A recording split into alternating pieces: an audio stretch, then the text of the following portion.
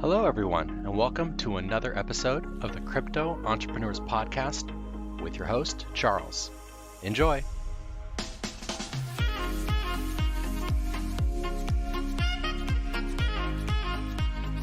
What's up, everybody, and welcome to episode 31 of the Crypto Entrepreneurs Podcast. Today we're going to be sitting down with Vers La Lune. He's a writer and he's a trader, and today we're going to be talking about one particular article that he wrote called "Where Are All the Killer dApps?"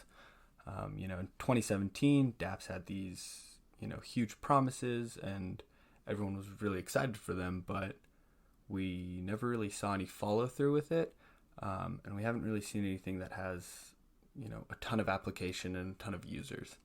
So we're going to be talking about that. We're going to be talking about his writing.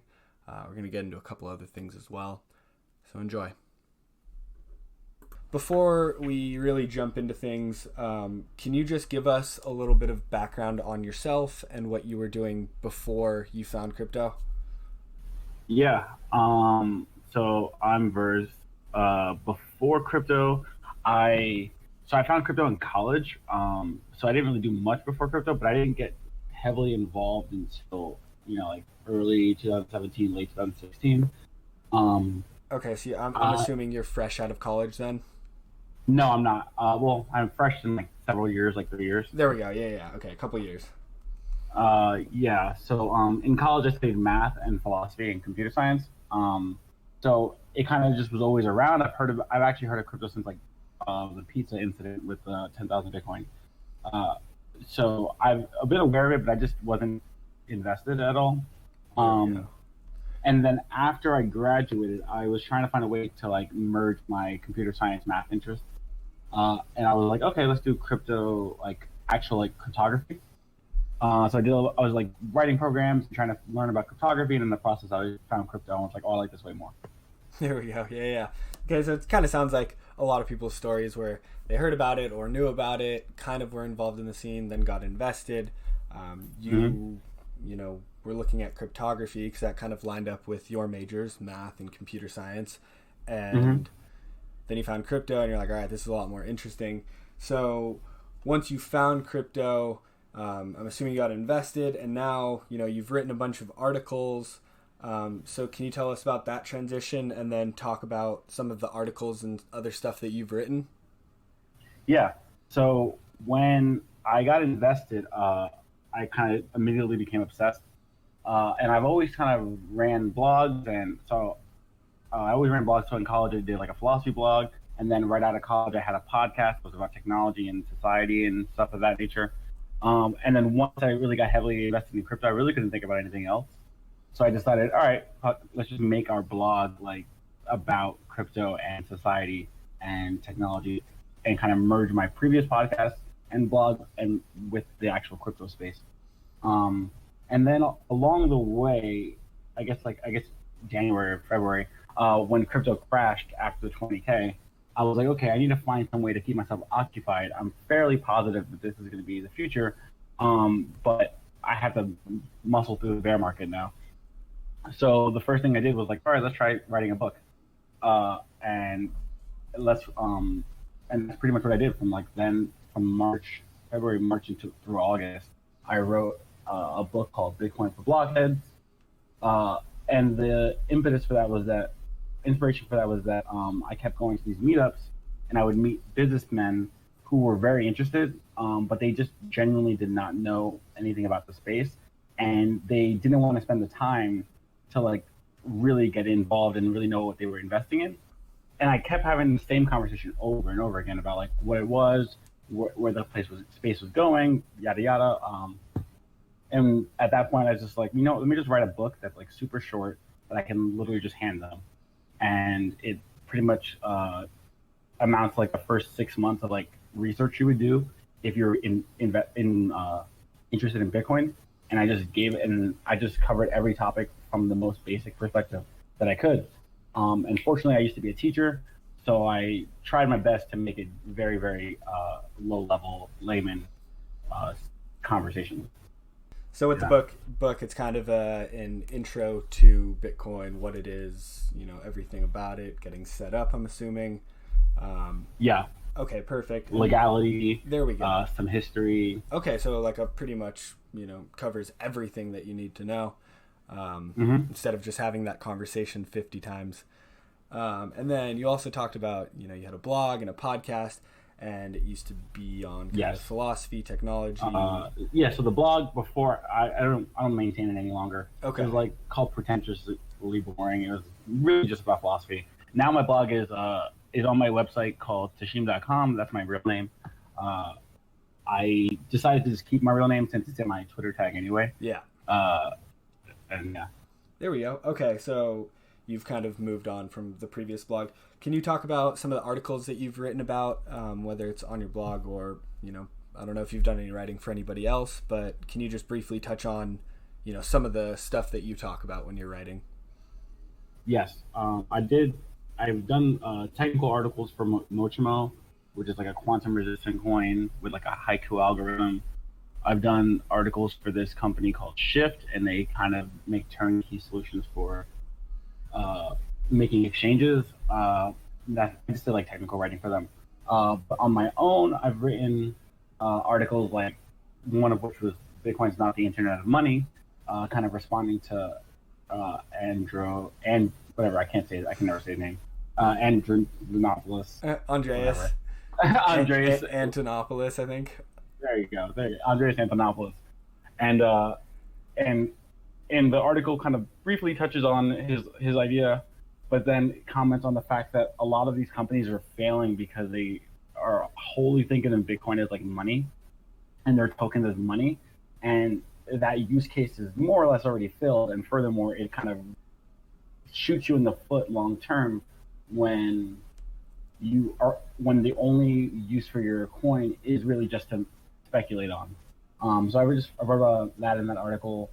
I also do like some technology and society stuff. So I did like deepfakes and the Bitcoin use case about like a very practical use for Bitcoin and blockchain when deepfakes become far more ubiquitous and there's a lot of public confusion.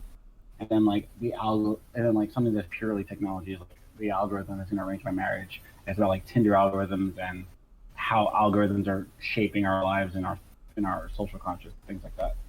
There we go, right on. So a lot of it sounds pretty tech heavy. And then you also, like you said, have that book, which is more of a simplified, dumbed down version of what it is. So it sounds like you have a very wide range of what you're writing about. And I was going through some of your articles. There was one that really caught my attention that I do want to talk about. And I feel like you have, a very technical background. You've also got this philosophy background. So you seem like someone who can speak on this topic very well and in depth. And that article was titled, "Where Are All the Killer dApps?" So can you just go over a couple of the talking points that you hit in that article, and then give us kind of your outlook on dApps as a whole at this time? Yeah, for sure. So that article was inspired by the fact that the very first altcoin that I got involved with was Pepe Cash, the original one on Counterparty. And it was a trading card game, and then obviously there were a couple other trading card games like CryptoKitties and All-Stars, Crypto All-Stars. And these major dApps, decentralized applications, if you don't know, pretty much crashed the networks that they were on, which was unfortunate given that they're not a particularly like resource heavy application. They were kind of just fun. But if you were around at the time, Ethereum, when the CryptoKitties was kind of like peaking, it sent the fees up to like $40 per transaction at some point. Absurd. It was horrible. Yeah. And if that's what a fun little card game would do to the network, there's no chance of any real application scaling on it. And to date, there are very few dApps that have any real use case. The most notable of them is Steemit. And then, of course, more recently, like MakerDAO, and then there's like gambling apps. And while, those are fun, Steemit potentially has like a far larger future, but that is nothing like what we were promised when we started to get excited about decentralized applications. And then some people say decentralized exchanges, but as I said in the article, and also apparently reality is now confirmed, that that's not really going to take off, especially when these exchanges aren't really decentralized and they try to comply to like U.S. regulations. And then ultimately, the point of the article kind of comes down to a lot of these companies and these dApps are missing a single player, what I call like a single player mode for their application. So everyone's kind of thinking big picture and like what the application might be able to do when it has millions of users, but they're not thinking both technically and just from like a user experience standpoint, what it's like as when it's just you or a very small number of users. And I was thinking, if you want growth to occur in these applications, outside of just pure scaling architectural issues, there needs to be single player modes for these applications to get adoption to start. I think the example I used was VCR for us boomers. So the reason people started using VCRs was not to watch tapes at home; it was to record things on their television, and that was like the single player use for a VCR. After that, when enough people had them, they started to make movies for cassette or whatever they were called for tapes, and people started watching movies at home. So there was a single player use case, and then that single player use case was then expanded upon to make what ended up being what we remember VCR to be used for. And I think that a lot of these companies need to spend more time thinking about what the single player use of their application will be if they want people to actually use it. And then you can start thinking about scaling after people are actually using the network. There we go. Okay, so yeah, you covered a lot there. You started off by talking about some of these dApps. You talked about Pepe Cash and CryptoKitties, and how at the height of things, CryptoKitties kind of crashed the network. So then you touched on, scaling. You mentioned a couple other things like decentralized exchanges. And then, so you brought up some of the bigger dApps, MakerDAO, Steemit. There's a bunch of gambling dApps. And they're, not being used by that many people. I think I checked it last week, and MakerDAO and Steemit are the two most used, and I think there were a few thousand daily users, which is next to nothing. Yeah, it's next to nothing. So you did talk on this, single player mode, this single player use case. Can you talk about maybe what some of your other ideas are on how these guys can continue to grow? And then also for, anyone who's currently working on a dApp, what's some of the stuff that they've done right so that other people can kind of follow in their footsteps? Cool. Yeah, I think that for adoption, a lot of these companies are missing, other than just a single player use, like they're not thinking about their niche, I guess, like from a business standpoint, because everyone kind of just got excited, I guess, about the gold rush that crypto can be. I feel like everyone started thinking like massive and didn't think niche first. So if you think of like, for example, Instagram didn't start trying to be like the social network for photos. It started by just making an app that had one use case that was really good, and that was to make filters for your picture. And then from there, it built on it. And then similarly, Snapchat started with like pictures that deleted immediately for like college nudes or whatever, and then it grew from there. And I think a lot of these companies are missing the very basic singular use for their app. They don't have one thing that works really well. They are either a blockchain decentralized version of something that already exists, or they are just a really lofty goal, or they're really just like a white paper with nice wrapping. And I just think that if you want people to use it, it has to meet utility requirements. It has to be like useful, and it also needs to be user friendly, and that's a part of the thing that people are missing. Obviously, there are some applications that like just tech nerds who are into crypto are going to use. But if you want true adoption, you need to have something that grandma can use. So it has to be very easy to use. It has to have like very few hiccups. It just needs to be easy to onboard people. Which, and it's not a dApp, but the best example of this right now is Cash App, and the ease in which you can like buy and sell and transfer Bitcoin. It's obviously not a decentralized application, but that simplicity is something that people really need to consider if you want public adoption. What was the rest of the question? Sorry, I got lost. No, it's all good. I just want to recap that really quick, just because you did bring up a couple key points there. You were talking about how everyone kind of rushed into this with these big grand plans, and I think everyone was just trying to grab as much of the market as they could. So they made big promises. Some of it has kind of fallen through, and they also wanted to kind of cast as wide a net as possible. And then you talked about some of the successful apps, just regular apps that we've seen, Instagram, Snapchat, that kind of thing. They started as one single thing. So you talked about really focusing on just a single use case. I do have to kind of agree there with some of it, because a lot of these dApps are single use case, like gambling dApps. You go on and you gamble. It's one thing. That's all they're trying to do. But what I can agree on is the use of ease and onboarding, and how user-friendly some of these dApps are. I've tried to use some of them, and there have been some dApps where it's just been too complicated for me to even get it set up.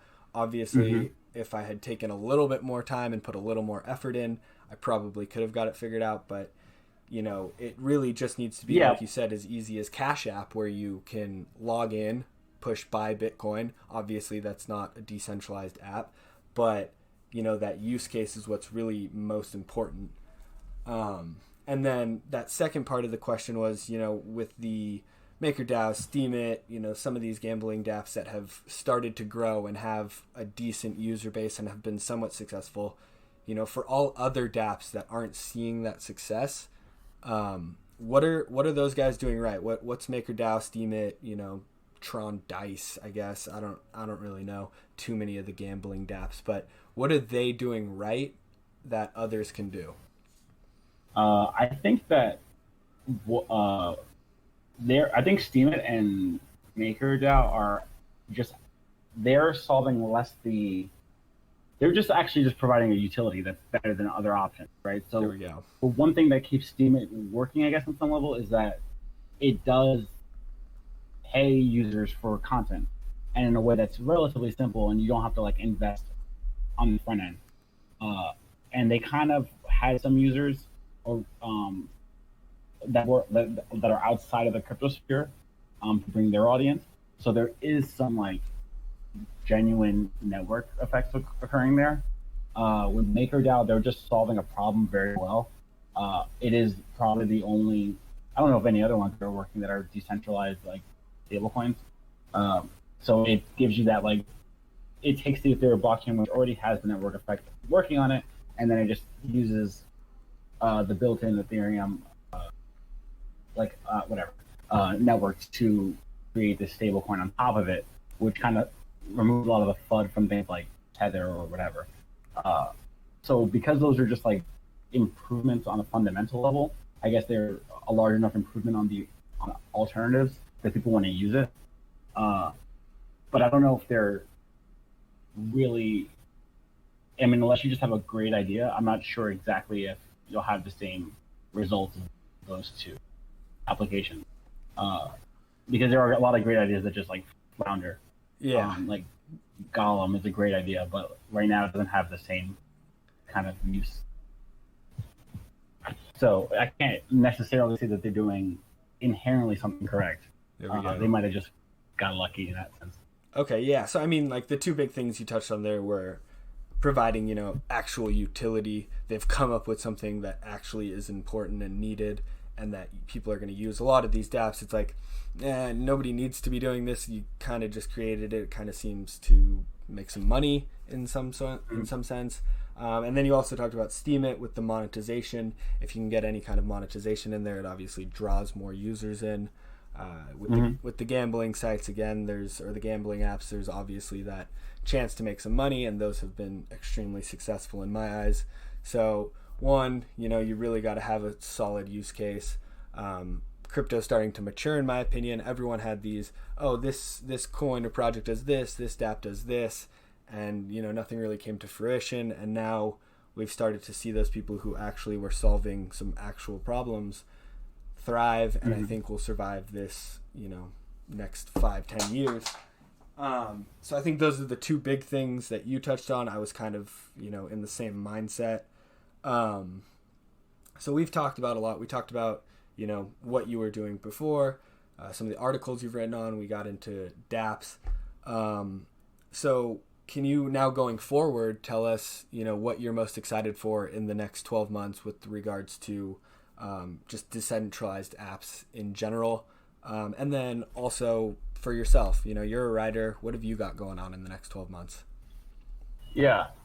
Interestingly, I'm most excited for Tezos, even though part of me thinks a lot of the hype is just because a lot of OGs have bags of Tezos. Yeah. And they want people to buy it.